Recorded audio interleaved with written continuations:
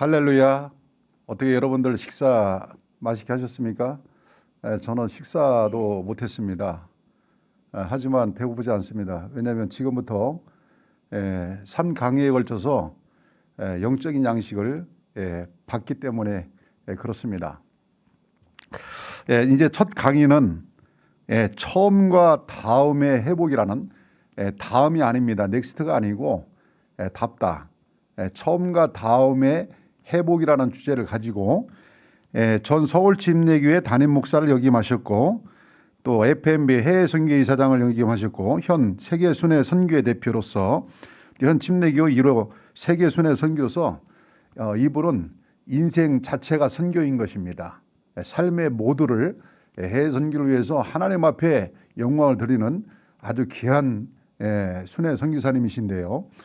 최근에 들어서 저랑 이렇게 교제를 하면서 이 포스트 코로나 시대에 어떻게 하면 교회가 존재하고 버티고 살아남을 수 있을 것인가에 대한 고민을 참 많이 했어요. 그래서 그동안 타문화권만을 위해서 전력 주자던 우리 순회 선교사님이 코로나19를 맞이해서 국내 선교를 위해서도 지금 종횡무진하면서 발로 뛰어다니고 있습니다. 그래서 이 강의가 기대를 합니다.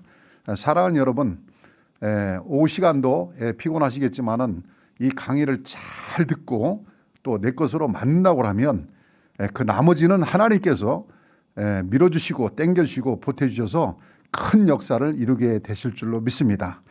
우리 김영윤 우리 강사 목사님 나올 때 여러분 박수를 크게 환영해 주시면 고맙겠습니다. 할렐루야.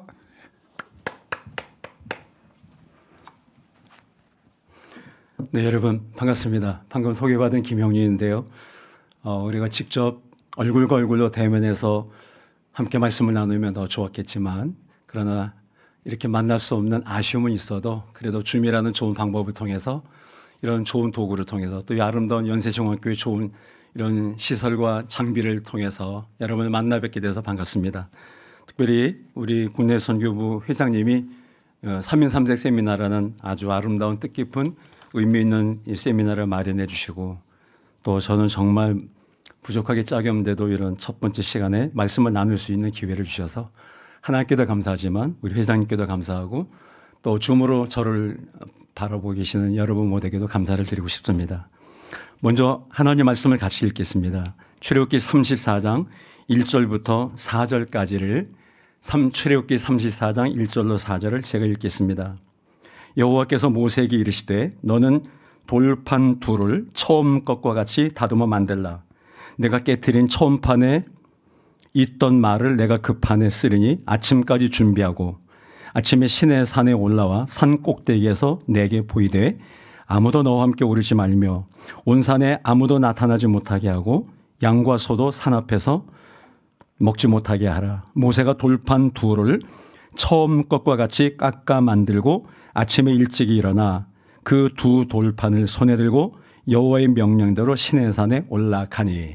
아멘.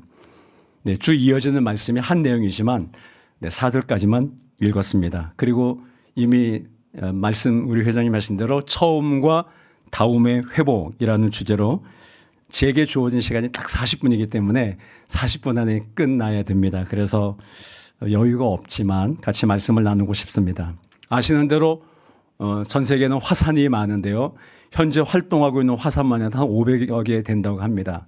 그런데 화산은 크게 세 종류가 다 있지 않습니까? 활화산, 그리고 쉬고 있는 휴화산, 한때는 화산이지만 죽은 사화산이 있는데 활화산은 지금도 용암을 분출하고 화산재가 상공으로 몇 킬로까지 올라가고 주변 사방 백리 100킬로씩을 뒤덮는 그런 피해를 주는 엄청난 위력을 자랑하는 그런 활화산들도 있지 않습니까?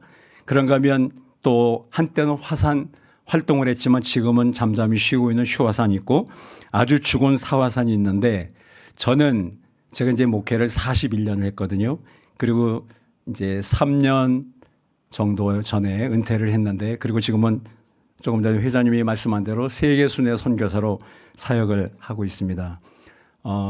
40여 년 동안 사역을 하면서 또 여러 교회를 집회를 다니면서 제가 만나본 바에 의하면 또 경험한 바에 의하면 교회도 목회도 굳이 화산에다 비유한다면 세 부류, 세 종류가 있는 것 같았습니다. 여전히 끊임없이 왕성하게 활동하고 있는 복음전도 혹은 기도의 역사, 성령의 열매 이런 것들이 끊임없이 계속 용암이 분출하듯 뜨거운 그런 마그마를 쏟아내듯 엄청난 위력을 자랑하면서 하나님의 나라와 영광을 드러내는 활화산 같은 교회 혹은 그런 목회가 있는가 하면 한때는 기도도 많이 했고 한때는 은혜로웠고 한때는 성령 역사도 강력하게 있었는데 지금은 그 모든 것들이 잠잠해진 그래서 과거만 추억하는 한때는 나도 했었지 그랬었지 곱씹게 만드는 휴화산 같은 목회 혹은 교회들도 적지 않이 있더라고요. 그런가 하면 많지는 않지만 거의 모든 활동이 죽은 소망도 끊어지고 감격도 사라지고 감동도 없어지고 심지어는 사명감조차 바닥이 난 그런 목회자 그런 교회도 사실은 제가 뭐 국내에서는 물론이거니와 해외 선교지에서도 볼 수가 있었습니다. 요한계시록 2장과 3장에 보면 아시는 대로 그 당시에 소아시아의 대표적인 7교회 교회를 사도 요한이 성령 음성으로 기록했는데 계시록 3장에 보면 3개의 교회가 등장합니다. 이 3개의 교회를 일부러 그렇게 모아놨는지는 알 수는 없지만 이 3개의 교회가 마치 뒤에 3인 3색 있듯이 정말 컬러가 너무 다른 3개의 교회를 만날 수가 있어요. 그리고 그 3교회가 한 자리에 한 장에 모여서 기록된 걸 볼 수가 있습니다. 3장 1절 말씀에 보면 사대교회가 나오는데 계시록 3장 1절에 사대교회를 일컬어 네가 살았다는 이름은 있으나 실상은 죽었다. 사대교회는 굳이 화산으로 비유하면 사화산 같은 교회였어요. 이름뿐인 교회, 무늬만 목회, 무늬만 선교, 무늬만 교회, 이름만 가지고 있는 간판만 걸고 있는 그런 교회 목회도 있다는 것이죠. 초대교회 때는 바로 사대교회가 대표적이었습니다. 그런가 하면 중간쯤에 14절부터 16절에 보면 라오디게아 교회를 소개하는데 라오디게아 교회는 아시는 대로 뜨뜻 미시가 나요. 내 입에서 너를 토해내겠다라고 성령께서 말씀을 하십니다. 또 성지순례에 가보신 목사님들은 다 한 번쯤은 가보셨겠지만 기억하시겠지만 소아시아에 보면은 골로새가 있고요. 골로새 교회. 골로새 왼쪽으로 좀 올라가면 한 45리 떨어진 곳에 라오디게아가 있습니다. 그 라오디게아에서 오른쪽으로 한 또 40여리 올라가면 히에라폴리가 있어요. 그 히에라폴리를 지금은 현대 도시명으로는 파묵갈레라고 합니다. 파묵갈레는 우리말로 목화의 성이라는 뜻이에요. 멀리서 보면 산 꼭대기에서 분출된 그런 온천수가 흘러 내리면서 석회질이 많다 보니까 이게 하얗게 굳어요. 바닥이. 그래서 멀리서 보면 마치 목화 송이들이 피어있는 꽃이 피어있는 것 같이 보이기 때문에 파묵갈레다. 목화의 성이라고 부르게 되는데 그게 성경상 지명 이름으로는 히에라볼리입니다. 성경에 한번 나오죠. 그 히에라볼리 바로 왼쪽으로 조금 40여리 내려오면 그게 바로 라오디게아예요. 넓게는 히에라볼리, 라오디게아, 골로새가 길쭉한 삼각형으로 되는데 넓은 의미로는 한 지역입니다. 한 지역에 3군데 꼭지점이 있다고 이해하시면 되겠어요. 그래서 이 히에라볼리에서 솟아난 온천수가 뜨겁게 솟아나는데 흘러 라오디게아로 흘러 들어올 때쯤 되면 이게 완전히 식지도 않고 뜨거웠던 온천수가 뜨뜻 미지근하게 되는 것이죠. 그러니까 라오디게아 교회를 향하여 너는 뜨겁지도 차갑지도 아니하다 그 말은 상징적 의미도 있고 영적인 의미도 있지만 실제로도 그렇습니다. 히에라볼리에서 분출됐던 그런 온천수가 뜨거운 용암수가 흘러 내리면서 식어져 버린 것이죠. 우리도 그렇지 않나 싶어요. 처음에 소명받았을 때, 처음에 목회 전선에 들어섰을 때, 처음에 목사 안수 받을 때, 처음에 교회를 개척할 때, 첫 목양지에 부임할 때 우리의 심정은 지금과는 남달랐을 것 같아요. 감격이 있었고 정말 대단한 그런 열정에 사로잡혔었고 밤을 새워 기도하거나 그리고 우리는 하나님 말씀을 굶으면서도 기쁨에 겨워 배고픈 것도 잃은 채 배부른 그런 마음으로 하나님 말씀에 물을 끓은 적도 있었는데 지금은 어떤가요? 저도 사실은 예외는 아닌 것 같습니다. 복음전도의 열정 한 영혼을 구원하기 위해서 우리는 미친 듯 전도했던 그런 경험들이 다 있지 않습니까? 그런데 그것이 언젠가부터 식어서 목회 연륜이 3년, 5년, 7년, 10년을 지나오면서 식어져 버린 그렇다고 완전히 식은 것은 아닌 뜨뜻 미지근한 라오디게아 교회 같은 뜨겁지도 않고 차갑지도 않은 애매모호한 어중간한, 그래서 뜨거운 걸 좋아하는 사람들은 입맛이 없어서 그걸 건드리지도 않는, 시원하고 차가운 걸 원했던 사람들은 또한 찾아보지 않는, 심지어 주님도 너를 뜨뜻미지근하여 내 입에서 너를 토해내겠다. 토한단 말은 한문이잖아요. 구토. 순 한글로 말하면 개워내겠다는 거잖아요. 주님이 주님의 교회를 개워내고 싶다라는 것이죠. 오늘날 어떻게 보면 라오디게아 교회를 닮은 교회와 목회가 훨씬 더 많은지 모르겠어요. 오늘 이 줌을 통해서 비대면 영상으로 만나고 있지만, 그래서 거리가 있기 때문에 여러분을 자세히 일일이 뵐 수는 없지만, 여러분의 교회는 어떻습니까? 여러분의 목회 현장은 어떻습니까? 복음의 감격, 뜨거운 열정, 생명을 구원하는 그 생명을 살리는 역사가 지금도 계속되고 있나요? 한 영혼을 구원하기 위해서 치열하게 정말 무릎으로 나아가고 그 영혼을 붙들고 실험하며 변화시키고 건져내는 그런 아름다운 열매들이 지금도 활화산처럼 타오르듯 용암이 뿜어져 나오고 마그마가 계속 사방으로 흘러가듯 그런 역사가 일어나고 있나요? 아니면 라오디게아 교회처럼 뜨뜻미지근해져 버린, 우리의 심장도 뛰고는 있지만 맥박이 희미한, 정말 살아있는 건지 죽은지 분간이 때로 안 갈 때가 있는 그런 모습은 아닌지 모르겠습니다. 그런가 하면 요한계시록에 세 번째로 등장하는 교회가 바로 빌라델비아 교회입니다. 기록 순서상으로는 중간에 있는데 7절과 8절입니다. 3장 7절과 8절에 보면 빌라델비아 교회를 소개합니다. 빌라델비아란 말은 형제의 사랑이란 아름다운 이름이잖아요. 그런데 빌라델비아 교회는 이름값을 했던 교회예요. 내가 적은 능력을 가지고도 내 말을 지키며 내 이름을 배반하지 아니하였도다. 내 앞에 내가 열린 문을 두었다라고 주님은 그렇게 말씀하십니다. 그 교회가 크지는 않았던 것 같아요. 적은 능력을 가졌다라고 하는 표현 속에는 여러 가지 복합적 의미가 들어있는 것 같은데요. 사이즈가 크거나 교인들이 많거나 대단한 유직급 명망 인사가 많았거나 부자들이 많았던 그런 교회는 아니었던 것 같습니다. 적은 능력밖에 없었지만, 그러나 너희들은 내 말을 지키며 내 이름을 배반하지 아니했다. 그런 너희 교회에 내가 열린 문을 두었다. 얼마나 아름다운 축복의 말씀입니까? 저는 빌라델비아 교회야말로 살아있는 교회, 지금도 살아서 활동하며 주기적으로 용암을 뿜어내며 화산재를 몇 킬로 상공까지 올라가게 하고 사방 100킬로, 200킬로를 뒤덮는 그런 엄청난 유형을 자랑하는 화산과 같이 그런 역사가 지금도 있는 교회, 그게 바로 빌라델비아 교회 아닐까요? 여러분의 교회가 그런 교회가 되기를 바랍니다. 그런 목회가 되기를 부탁드리고 싶습니다. 활화산 같은 목회, 활활 타오르는, 심장이 벌떡벌떡 뛰는 내 안에 거룩한 용암이 분출되듯 성령의 역사와 감동하심으로 말미암아 하나님의 생명의 말씀이 강같이 흘러가게 만드는 폭발하는 화산 같은 역사 일어나게 하는 그런 목회, 그런 교회가, 그런 사역이 되기를 꿈꾸면서 저는 부족하지만 둔한 입술이지만 이 말씀을 나누고 싶습니다. 오늘 말씀을 같이 나누면서 혹시라도 여러분의 목회가, 여러분의 교회가 그렇지 못하고 라오디게아 쪽으로 가고 있다면, 뭐 4대 교회 같은 교회는 없겠지만 뭐 그런 교회 목사님이 여기 들어오셨겠습니까? 그런 분은 저는 한 분도 없다고 믿습니다. 믿고 싶습니다. 그러나 혹시라도 여러분의 목회를 돌아볼 때, 성찰할 때, 지난날 나의 삶의 발자취를 더듬어 볼 때, 지금 우리 교회 현 주소를 점검해 볼 때, 말씀에 비춰볼 때 라오디게아 교회 같은 교회가 혹시라도 있다면 저는 다시 한번 그 처음의 감격을 회복하고 교회다운 교회, 그래서 오늘 제 이 메시지의 주제가 처음과 다음의 회복이거든요. 아시는 대로 요한계시록 2장에 보면 4절과 5절에 보면 에베소 교회를 말합니다. 제일 먼저 7개 중에 에베소 교회를 성령께서 말씀하시잖아요. 그 에베소 교회는 다 좋은 교회였습니다. 아름다운 것이 많은 교회인데 딱 한 가지 너를 책망할 것이 있다고 말씀합니다. 그것이 뭡니까? 내가 처음 사랑을 버렸느니라.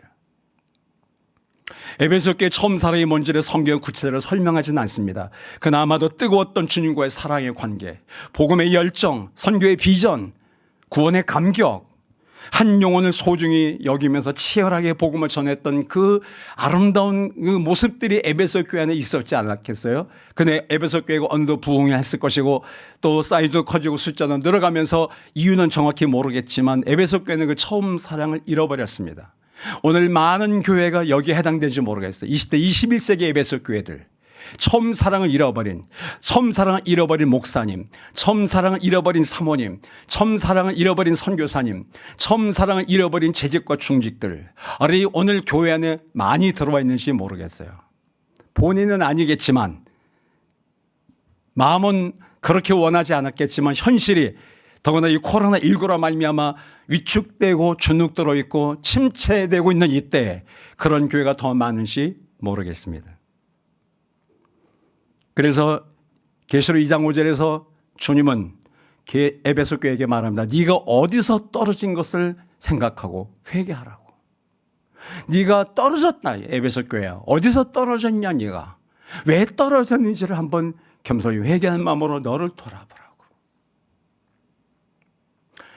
5년 전만 해도 내 모습이 이렇지 않았는데 목상도 처음 받을 때마다 눈물 콧물로 목사 안수를 받고 그 복음의 감격과 열정 때문에 날밤을 지새우며 성경을 연구하고 기도하고 성도를 돌아보고 사랑을 섬겼던 우리의 가슴에 사랑의 불길이 어느덧 싸늘하게 식어져 가고 있는 떨어져 버린 어디서 떨어진지조차 모르는 그런 우리의 모습은 아닌지를 성찰하고 돌아보는 시간이 되시면 좋겠습니다.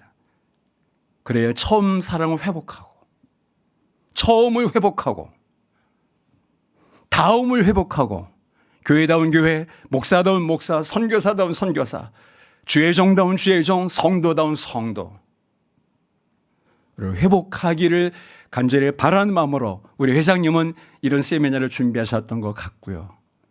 부족하게 짝이 없지만 사도 바울의 고백대로 만삭되지 못한 난자 같은 내게도 이런 귀한 자리에 은혜를 주셔서 귀하신 목사님 여러분들이 이렇게 주무르지만 뵙고 말씀을 나누게 되었습니다. 여러분은 뭐가 떨어지셨나요? 뭐를 잃고 계시나요? 여러분은 왜 언젠가 무엇 때문에 뜨뜻미지근해져 계시나요? 코로나 때문인가요? 저는 그건 아니라고 봅니다. 그래서 오늘 같이 말씀을 제한된 시간이지만 나누면서 두 가지, 처음을 회복하고 다음을 회복한 시간 됐으면 좋겠습니다. 누가 한 말인지 모르지만 사람은 더 나은 방법을 찾으나 하나님은 더 나은 사람을 찾으신다. 어떤 설교자 했던 말 같은데 지금은 기억나지 않습니다. 어느 책에서 읽었던 내용입니다.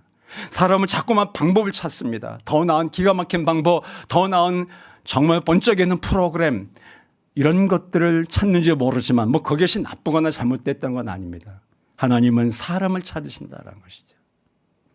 더군다나 코로나19 때문에 정말 교회가 힘들고 어려워. 얼마나 여러분 힘드세요. 저는 이제 은퇴했기 때문에 그런 데서 자유함이 있지만 요즘 목회하시는 우리 동역자님들 후배들 보면 너무 안타까워요. 얼마나 힘들고 어려우실까. 그러다 보니까 우리는 어려움을 돌파하고 타개하기 위하여 자꾸만 무슨 방법들을 찾아 헤맬 때가 많은 것 같습니다. 물론 방법도 필요하죠. 있어야 되겠죠. 그런 것도 일정 부분 도움은 되겠죠. 그러나 방법을 찾기보다 오늘 나 자신을 주님 앞에 내어놓고 말씀 앞에 무릎을 꿇고 비춰보면서 정직하게 자기를 찾아야 되지 않을까요? 잃어버린 열정, 식어버린 심장, 그리고 뜨거운 복음에 대한 사랑, 한 영혼 구원에 대한 감격과 이런 아름다운 것들을 우리가 먼저 찾는 사람이 되어야 되지 않을까요? 전 그런 의미에서 아까 본문으로 출애굽기 34장 1절로 4절 말씀을 읽었습니다. 출애굽기 34장 1절에서 하나님은 모세에게 이렇게 말씀하십니다. 여호와께서 모세에게 이르시되 너는 돌판 둘을 처음 것과 같이 다듬어 만들라. 네가 깨트린 처음 판에 있던 말을 내가 그 판에 쓰겠다라고 말씀하십니다. 여기 두 가지가 중요한 말씀이 들어있는데 모세에게 하나님이 말씀합니다. 네가 깨트린 처음 판이 있다. 모세가 시내산에 올라가 40일 금식기도 하다가 율법과 함께 십계명이 기록된 두 돌판을 봤잖아요. 하나님이 직접 그 판을 깎아서 직접 하나님의 손으로 기록해 주셨다고 성경에 말씀하잖아요. 한번 죄송한 질문이지만 해볼까요? 여러분 한번 대답해 보세요. 모세가 시내산에 몇 번쯤 올라갔을까요? 아시는 분이 목사님들이니까 거의 다 아시겠지만 혹 모르는 분도 있을 수 있어서 넌센스 차원 질문합니다. 모세가 시내산에 몇 번 올라갔을까요? 제가 알기로는 그리고 제가 성경 읽고 확인한 바로는 모세는 시내산에 8번 올라갔습니다. 어떤 목사님들 앞에서 물었더니 2번이요 이런 분이 계시고 좀 난 분이 3번이요 그러시더라고요. 아닙니다. 8번 올라갔습니다. 그중에 1차부터 5차까지는 당일치기로 올라갔다 왔어요. 저도 시내산을 4번 5번인가 올라갔다 왔거든요. 그래서 3번은 걸어서 올라가고 2번은 낙타 타고 중간까지 올라갔다 왔습니다. 이른 새벽 2시에 일어나서 떠납니다. 그래야 일출 광경을 보고 또 이렇게 내려올 수가 있으니까요. 해가 뜨면 너무 더우니까. 1차부터 5차까지는 그날 아침에 갔다가 내려왔어요. 6차부터 8차까지는 40일씩 있었어요. 그중에 6차와 8차는 40일 금식하면서 2번 시내산 꼭대기에서 금식 기도를 했고요. 7차는 40일 기도를 했는데 그거는 중보 기도였습니다. 성경의 출애굽기에 다 기록이 남아 있어요. 그런데 6차 올라갔을 때 하나님이 모세에게 율법을 주시고 율법 중에 핵심의 아세레트 하드바림이라는 10마디의 중요한 말씀들, 우리는 그걸 한문으로 십계명이라고 했지만 히브리어로는 아세레트 하드바림인데 10마디의 중요한 말씀들이다라는 뜻이에요. 그 십계명을 돌판 2개다 하나님 친히 기록해 주셨는데 아신들은 그걸 갖고 내려오다가 그 산 아래에서 우상을 송아지를 만들어 놓고 제단 주위를 뛰놀며 춤추고 노래하는 그것에 분노한 모세가 집어 던져서 깨트리잖아요. 그거를 지금 주님은 상기시켜 주십니다. 내가 깨트린 처음 판에 있던 그 말을 내가 그 판에 쓰겠다. 오늘 우리가 깨트린 거 많습니다. 저도 돌아보면 41년 목회하는 가운데 3개의 교회를 섬겼습니다. 돌아보면 저도 많은 판을 깨트린 것 같아요. 진실의 판, 겸손의 판, 사랑의 판, 구원의 감격의 판, 열정의 판들. 우리가 집어던져, 모세가 직접 집어던졌습니다. 하나님이 친히 만들으셨던 돌판, 하나님의 손으로 친히 쓰셨던 10마디의 중요한 말씀들을 감히 분노를 참지 못하여 아무리 우상을 섬기고 송아지 신을 경배한다고 할지라도 모세는 하나님이 만들으신 판을 집어던진 겁니다. 그리고 그걸 깨트린 겁니다. 하나님은 그걸 지금 모세에게 상기시키고 있는 거예요. 네가 깨트린 처음 판. 오늘 여러분이 깨트린 거 없으시나요? 있으시다면 뭘 깨트렸을까요? 하나도 없으신 목사님 여기 계시다면 정말 존경스러우신 분이죠. 그러나 나이를 먹을수록 목회 연륜이 더 쌓여갈수록 깨트리는 판이 늘어가는 것 같아요. 정비례하는 것 같아요. 안 그렇다면 얼마나 그분이 훌륭하고 존경스러운 분이시겠습니까? 저는 그런 분이 많지는 않다고 봅니다. 젊은 전도사님도 목회 초임 시대에도 우리는 깨트린 것들이 있어요. 우리가 참지 못하여 혈기 때문에, 절제하지 못한 정욕 때문에, 욕심 때문에, 인본주의 생각 때문에 인간적인 경험을 앞세워 우리는 하나님 앞에 내가 깨트린 돌판들이 얼마나 많은지 몰라요. 하나님은 말씀하셨습니다. 네가 깨트린 판을 다시 만들어 갖고 와. 그럼 내가 거기다가 내가 다시 써주겠다라고 말씀하셨습니다. 저는 오늘 이 모임이 3인 3세 제 다음에 아주 훌륭한 정말 좋은 자료, 이런 정보를 여러분이 많이 듣고 보시게 될 것 같아요. 황인권 대표를 통해서. 마지막은 뭐 설명이 필요 없는 우리 윤 목사님을 통해서 강력한 그런 우리에게 도전의 말씀을 주시고 은혜를 끼쳐주실 텐데, 그러나 이 3인 3세 이 3번의 시간에 걸쳐서 말씀을 같이 나누면서 우리가 내가 깨트린 것 뭔가를 발견만 할지라도 저는 소득이 있다고 봅니다. 우리는 남만 지적하고 그 사람이 깨트린 돌판만 얘기하고 볼 때가 많지만 정작 우리 자신이 깨트린 것은 생각도 못하고 알지 못할 때가 많은 것 같아요. 목사님 혹은 사모님, 전도사님, 동역자 여러분은 뭘 깨트리셨습니까? 있으시나요? 지금 뭐가 금이 가고 있나요? 뭐가 깨져 있나요? 하나님은 그 돌판돌을 처음 것과 같이 다듬어 만들어라 이렇게 말씀하십니다. 처음에 내가 직접 만들어준 거 있지 않니? 그거는 모세만 봤어요. 아무도 보지 못했어요. 여호수아도. 왜? 그 처음에 하나님이 직접 시내 산상에 만들어주신 걸 모세가 양팔에 갖고 내려다 집어던져 깨뜨리기 때문에 아무도 보지 못했어요. 그래서 아무도 흉내내거나 만들 수 없어. 그건 오직 모세만 봤기 때문에 사이즈며 모양이며 이런 것들을 모세만 만들 수 있었어요. 그래서 여호수아에게 시키지 못했어요. 여호수아에게 네가 만들어 이렇게 말할 수 없었던 거예요. 왜? 하나님이 처음에 만드신 처음 두 돌판은 모세만 받았고 알았기 때문이죠. 오늘 여러분이 주께 사명받았을 때 받았던 은혜의 판들, 성령 체험하면서 우리에게 주어졌던 선물의 판들, 그러나 지금 우리에게 남아있지 않은, 왜? 우리가 집어던져 버렸으니까, 깨트려 버렸으니까.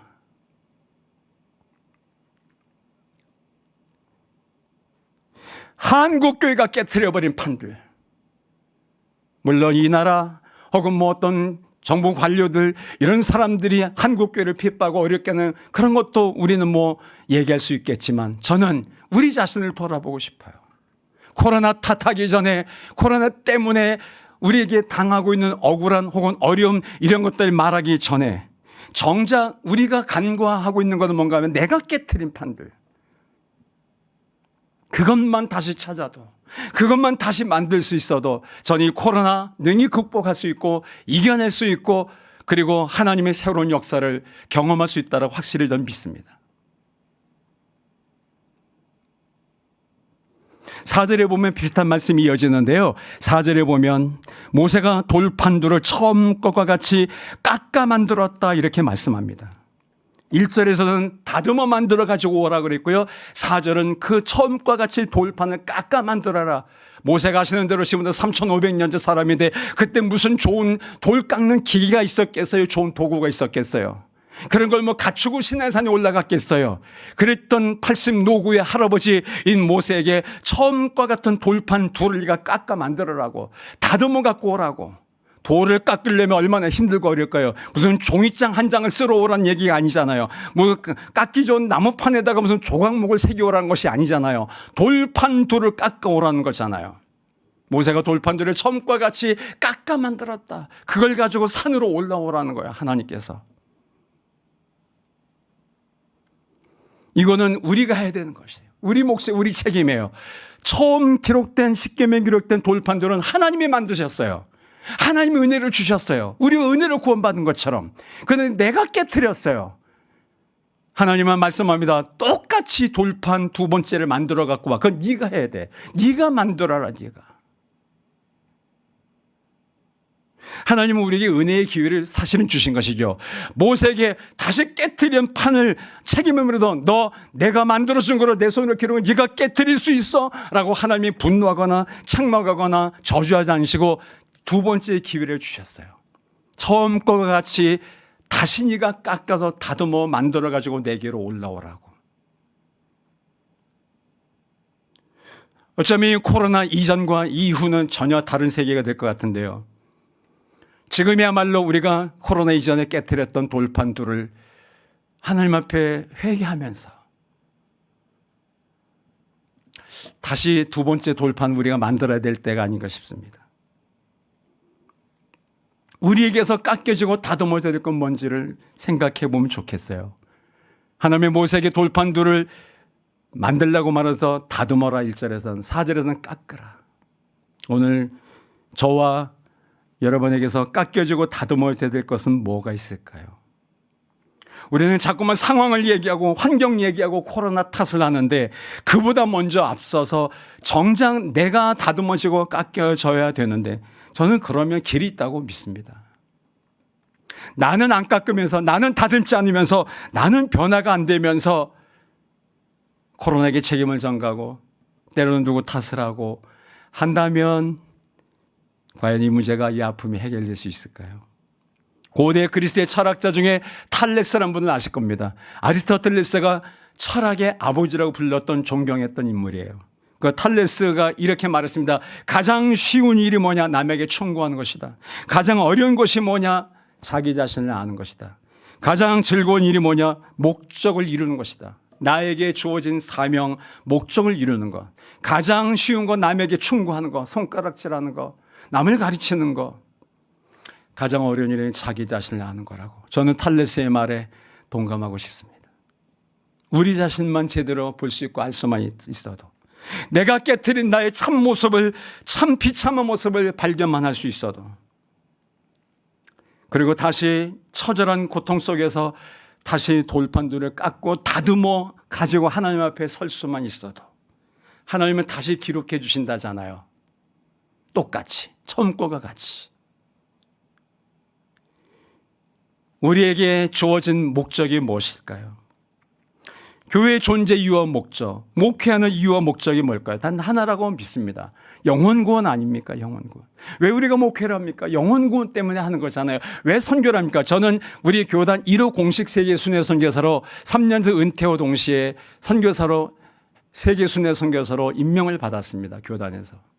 우리 침례교회 선교사들이 64개국에 754명이 나가 있습니다. 그리고 이제 8월에 이제 다음 주부터 훈련이 시작됩니다. 줌으로 해요. 모일 수가 없어서. 그리고 이미 훈련 받은 분들이 계세요. 15분이요. 그분들이 내년부터 나가게 되면 800명이 좋게 될 것 같습니다. 왜 우리가 선교하고 왜 우리가 교회를 개척하고 왜 우리가 목회를 해야 되나요? 단 한 가지 이유 때문 아닌가요? 영혼을 구원하는 것.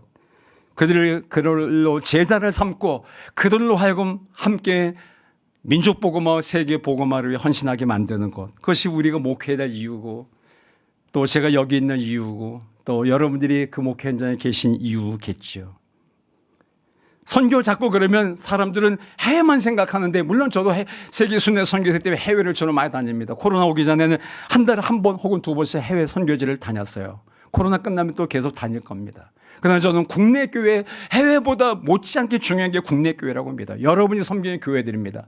국내 교회가 건강해야, 국내 교회가 바로 세워져야, 국내 교회가 든든하게 자라가야 그 모판 같은 교회를 통해서 해외로 우리는 생명을 이식할 수 있고 사람을 보낼 수 있고 기도와 물질을 보내면서 우리는 선교할 수 있는 거잖아요. 그러므로 저는 지금 줌으로 부족한 저를 바라봐 주시는 여러분 목사님들이 얼마나 귀하고 중요한지 모르겠어요. 그래서 저는 매 주마다 지방교회를 여러 교회를 순회하고 있습니다. 해외도 순회하지만 교회도 순회하면서 같이 교제하고 기도하고 말씀을 나누고 집회도 하고 그렇게 하고 있습니다. 국내 교회와 해외 교회, 국내 선교와 해외 선교, 우리 국내 선교 회장님이 고군분투하고 계시는데요. 정말 격려를 드리고 싶고 기도로 여러분이 참 이렇게 위로해 주시면 좋겠습니다. 두 날개라고 믿습니다. 국내 전도나 해외 선교나 다 똑같이 잃은 영혼을 찾고 잃은 영혼을 구원하고 하나님의 나라의 일꾼들을 제자들을 만들고 세우기 위해서 하는 것 아닌가요? 그래서 하나님은 모세에게 너를 봐라 너. 네가 누구냐 모세야. 네가 깨트린 사람이다. 내가 만들어 기록해둔 돌판을 깨트렸다. 모세야 네가 다시 그걸 만들어 가지고 와. 지금 이 출애굽기 34장 그러면 8번의 시내산에 올라갔던 모세에게 몇 번째 이 말씀하신 거면 이게 마지막 8번째 주문하신 내용이에요. 시간만 된다면 그 전에 1차부터 성경을 다 찾아보면서 그때 하셨던 말씀, 그때 주어졌던 명령 다 우리가 새겨보면 좋겠지만 저는 조금 이따 설교를 끝내야 되기 때문에 마지막 것만 말씀드리는 거예요. 마지막 8번째 시내산에 올라와 40일을 기도하게 하시면서 그냥 홀몸으로 오지 말고 네가 돌판들을 다시 깎아 다듬어 가지고 와. 그리고 그 돌판들을 담을 만한 괴를 조각목으로 만들어 가지고 올라와라. 시내산에 여러분 많은 목사님이 올라가 보셨을 거예요. 시내산에 맨몸으로 올라가기도 쉽지 않습니다. 지금은 옛날에 그 캐더린 수도원의 수도사들이 몇 번에 걸쳐서 돌 계단이 만들어놨지만 모세가 지금부터 올라갈 당시에는 계단이 어디 있고 길이 어디 있었습니까? 그런데 거기를 두 돌판도 얼마나 무겁겠어요. 홀몸도 올라가기 힘들고 지금도 젊은 사람도 다리가 아파서 중간에 몇 번 쉬어야 되는데요. 거기다가 그 돌판들을 그러니까 그 나무귀는 더 컸지 않겠어요. 그러면 무게가 그만큼 나가지 않겠어요. 돌판들과 그 돌판들을 넣을 괴를 조각모로 만들어가지고 올라오라고 명령하신 게 마지막 8차 등정을 앞둔 34장의 명령입니다. 저는 오늘 이 시간이 바로 저도 그리고 여러분도 다시 한번 내가 깨트렸던 걸 발견해내고 거기다 하나님의 은혜로 기록해 줄 말씀을 기대하면서 돌판들을 치열하게 다시 깎는 시간 됐으면 좋겠고요. 그런 도전을 받는 자리가 됐으면 좋겠고요. 그리고 그것을 넣어 보관할 만한 그런 괴를 만드는 그리고 그것을 시내산상에 하나님 앞에 가기 위하여 힘겹게 들고 올라가는 수고를 헌신을 마다하지 않은 모세와 같이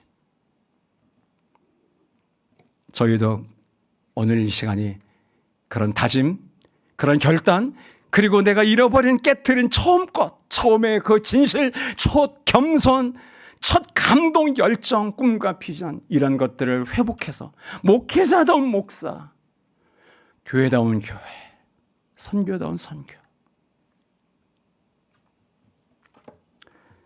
제가 말씀드리지 못한 부분까지도 그 모든 것들이 다움이 회복되는 은혜를 경험했으면 참 좋겠습니다. 모세에게 두 번째 기회를 주셔서 다시 올라오게 하시는 하나님 앞에 오늘 우리가 있는 자리가 지금 여러분 섬기는 교회시겠지만 내가 다시 올라가야 될 신의 산이다라고 생각하시고요. 그 신의 산을 올라가는 노구의 모세의 심정으로 돌을 깎으십시오. 이번 3인 3색 세미나 마친 다음에 내가 깎아야 될 돌은 어떤 것인가? 내가 깨트린 걸 다시 회복하기 위하여, 다시 다듬고 깎기 위하여 나는 뭘 다듬어야 되고 뭘 깎아야 될까? 내 목회와 내 인격에 있어서, 나의 삶에 있어서. 그리고 우리는 그것을 가지고 올라가야 되는 것이죠. 그래서 하나님이 그렇게 올라온 모세에게 하나님의 손으로 모세가 만들어 가지고 온 깎아 만든 돌판에다가 똑같이 십계명을 기록해 주세요. 그걸 가지고 내려옵니다. 내려올 때 아시는 대로 모세의 얼굴이 해같이 빛났다고. 사람들이 두려워 모세 얼굴을 볼 수가 없어서 처음엔 이해가 안 갔고 몰랐겠죠. 그때 뭐 변변한 거울이나 있었겠습니까? 그러자 이제 알게 된 것입니다. 그러니까 자기 얼굴을 가리기 위해서 수건을 쓰고 얼굴을 가리잖아요.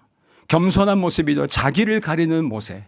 두 번째, 자기가 만든 돌판에 하나님의 기록해 주신 은혜의 말씀 십계명을 그 받아가지고 내려오다가 얼굴이 빛난 것도 깨닫지 못한 그가 사람들 때문에 알게 된 다음에 자기 얼굴을 가리는 겸손함을 우리가 되찾아야 되지 않을까요?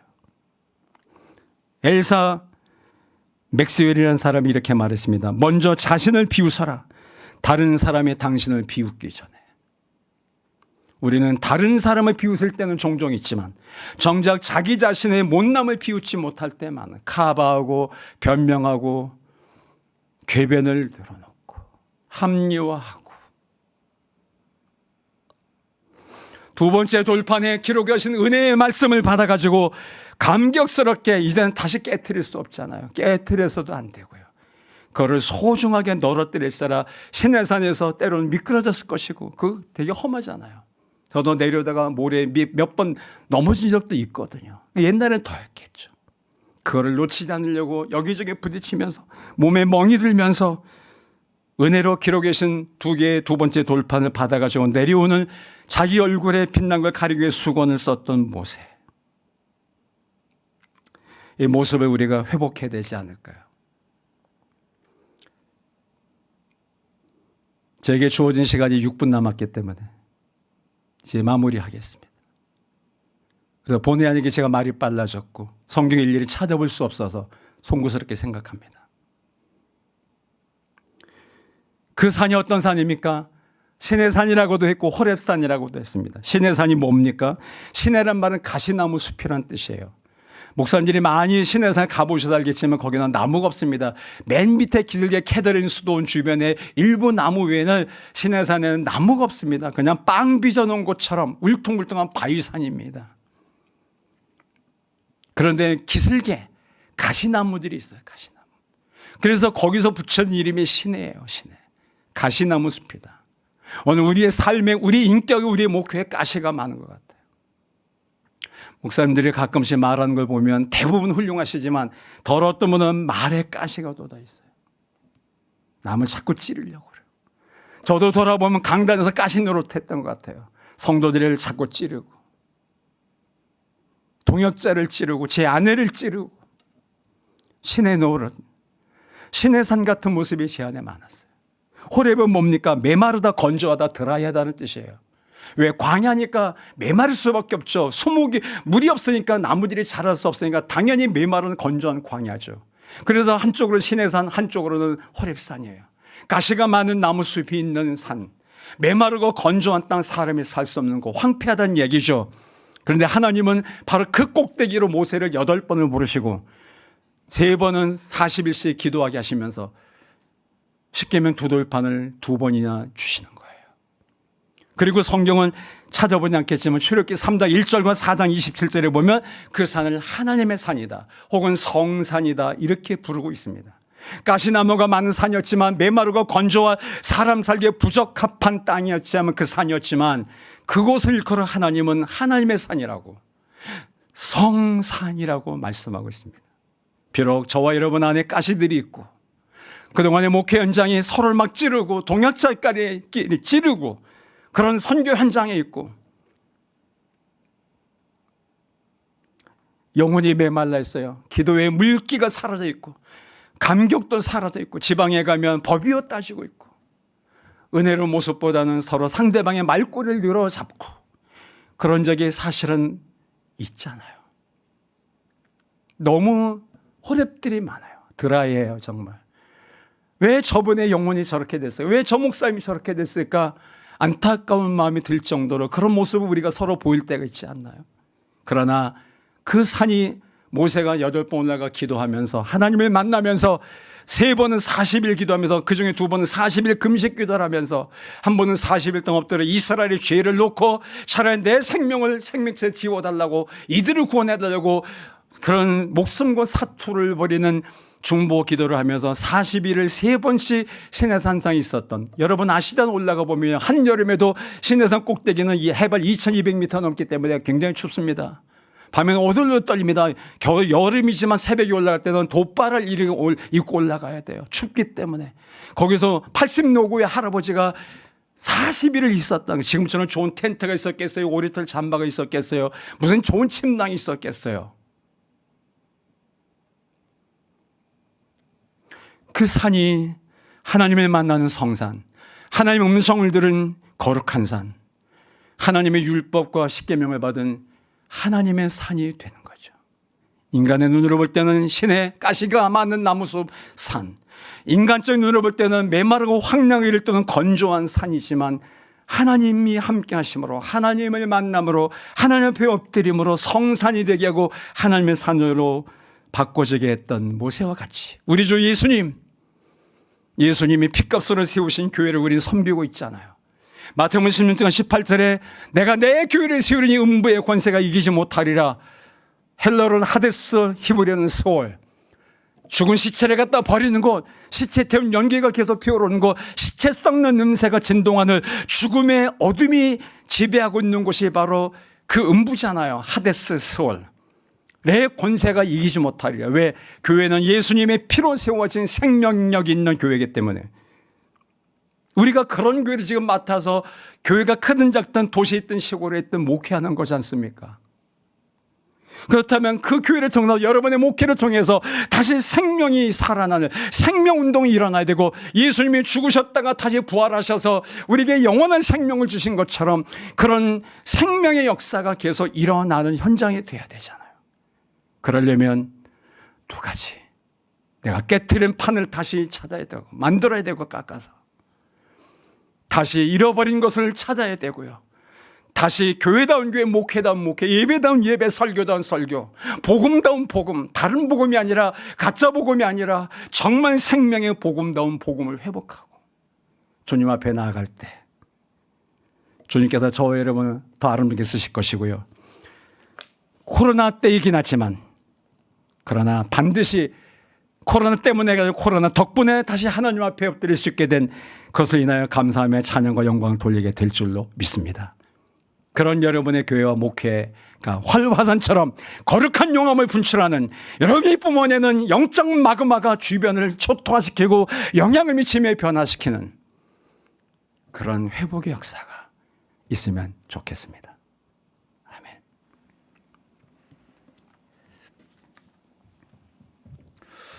예, 강사님에게는 시간을 너무 짧게 돼서 대단히 죄송합니다만은 그 짧은 시간이었지만 저희들 가슴속에 은혜로 다가온 임팩트는 굉장히 강했던 것 같습니다.